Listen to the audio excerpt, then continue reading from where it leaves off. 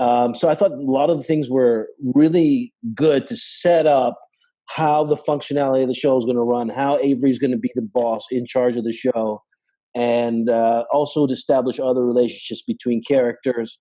It also showed me how conflicted Nana is and was during the show, or Kira, um, dealing with her allegiances, to Bejor, her allegiance to the Federation, and trying to balance, where she stood. And Mm-hmm. I think that was really a pivotal part of how she unfolds and develops throughout the show. Mm. Excellent. Yeah. I think everything you said, I 100% agree with 100%.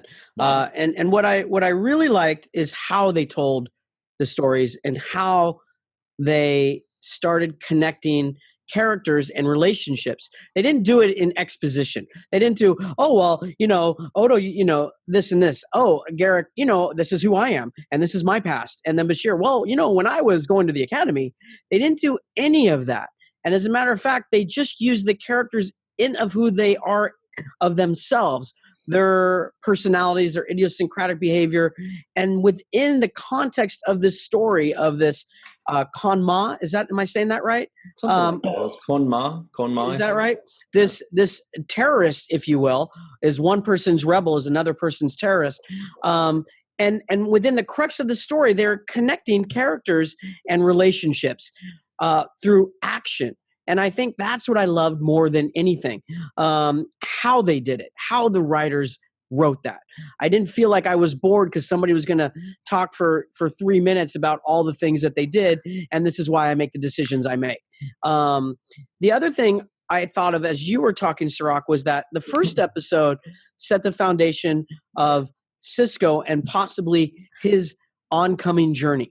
The religious connotations tied into it, the prophet, his leadership, his past, who he is and why, and especially his connection with you, family, as well as being on the station. This one, I felt the heart of it was Kira. Kira being the terrorist or the rebel or the fighter for her people and her planet, before, and now being an ambassador to the Federation, and the fact that, well, we do need them. I don't want them, but we do kind of need them. But you used to be this, and this tug of war inside. And one of the things she said that I thought was really great, if I can find it, keeping Kira, was when she was talking to Odo. And that was another relationship that I thought they established very well, was that Kira softens and they establish that there was a previous relationship between the two of them, that one could come to the other and talk openly in a vulnerable sense and give counsel, as Odo did to Kira, which showed another side of Odo without overdoing it. And in the context of their relationship prior to the Federation coming, and then it almost like they tied to the past with the scene in the present that helped her decide where to go forward. And he said something to her, always be true to who you are. That's what he said. Only important thing is not to betray yourself.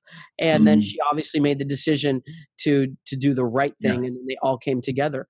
You bring up a good point there, Aaron. I know you've got a couple more things to say there, but I just want to jump in and say, based on what you were saying, I wonder if, because the first episode was Cisco's journey. It's Cisco's journey in that the first 2-part episode. The second one, you're right. This was a little bit more of Kira's introduction, her, like the introduction of her as a character and as a dilemma, more so than just what she got in the first couple episodes.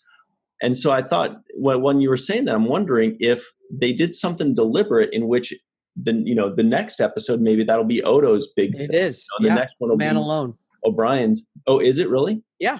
Great. So that must be some kind of deliberate thing where they said, let's give each of the main characters a little bit more meat individually in the first few episodes so people can really soak them in one by one, you know? And internally, but they did it well by also developing the other characters, as Sirach said with Cisco, you know, and he says, if you go over my head again, your head will be on a platter. Whoa! I know. It's like, whoa, them's fighting words. And he grabbed her by the arm and kind of pushed her. I was like, whoa, I don't know if that would fly nowadays, but you know, like, that's funny Rome, I guess. Because I was thinking, I wonder if you could have directed it differently.